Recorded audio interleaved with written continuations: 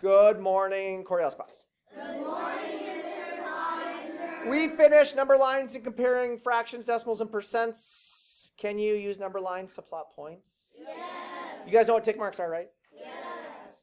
Here's a number line. Here's a number line broken into a candy bar, yes? Yes. How many pieces of that candy bar are there? 3. 1, 2, and 3.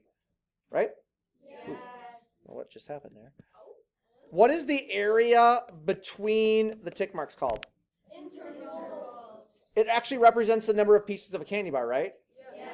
Does that make sense? Yes. Tick marks, intervals between the tick marks, yes? Yes. All right, conversions. We didn't pass our wake-up quiz on Friday. Do I need to review these conversions with you, or do you promise me you're going to be ready to go on the wake-up quiz on Thursday? I'm ready. What does per mean? Fraction of one. Okay, you promise, so it better be good. All right, here I have a number line, guys. I have a number line, gals. The number line was in decimal form, yes? Yes. Pretty easy to plot a decimal on a decimal number line, right? 4/10 is right there. They match, yes? Yes. Is it easy to plot a fraction on a decimal number line? No. Not really. What do we need to do to that fraction? Convert it to a decimal. Do you know how to turn a fraction into a decimal? Yes. So once I turn it into a decimal, then, oh, whoa, there we go.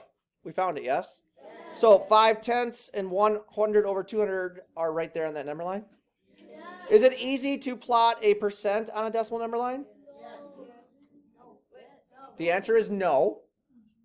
The answer is what? No. No, because we need to turn it into a... Decimal. When you become an older mathematician, then you might be able to say, yeah, I can do that in my brain. But as a 5th grade mathematician, you need to actually show your work, yes?